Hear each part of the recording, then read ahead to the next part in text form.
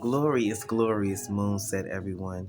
I just wanted to come out and say that if you are truly an advocate of equality, make sure that you are an advocate for everyone, and you want everyone to have equal and fair treatment, even when people that look like you or that are from the same environment as you are do not necessarily agree with you. Recently, since the overturn of Roe versus Wade, there have been a lot of women that have been upset, rightfully so, and a lot of women have personally felt as if this was some type of attack on women.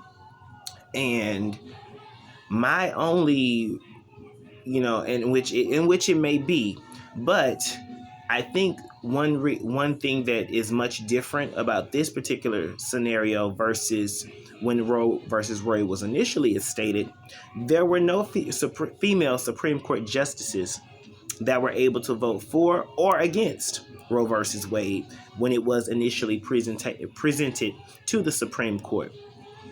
This go around, when it has come back up, we actually have a few women on the panel. The majority of the women voted against it, but there was one that voted to overturn. So, as the women that are out there that are feminists and that are equality and that are all about women's power, why does that one woman not have the right to vote differently? Or why does that woman not have the right to vote the way that she wants to vote? Because it doesn't go with your narrative? Is she not a part of women empowerment? Does she not deserve the same level of equality and support because she doesn't align with your view? I think that that's something very interesting that women should look at. You cannot say that you are an advocate for all women, or you cannot say that you want equal rights for all women when you disagree with another woman, you want to make her feel as if her opinion is irrelevant and doesn't matter, or is just completely far-fetched, or she shouldn't feel that way. You can't tell her. You can't, I don't understand how you want equality as women when women are literally trying to tell other women how to feel.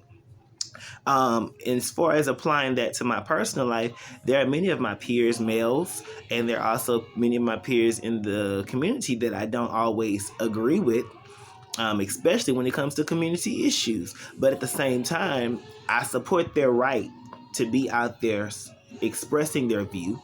I also support, their right to have a view. And I also respect the fact that their view may be different from mine.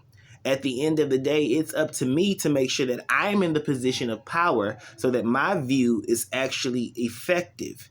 But if that person has done their due diligence to get in a position of power to the point where their view can be a little bit more effective than mine, then I cannot then say, I can't get mad about that. I can't get upset about that. I can't then try to take this equality that I've been fighting for them away from them because they view things differently from me.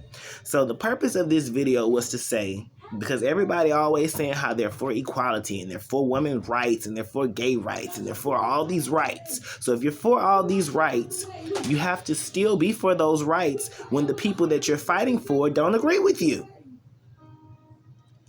And I think that if we begin to learn to just support each other anyway, we all, in the end, will get a little bit further along instead of constantly fighting back and forth.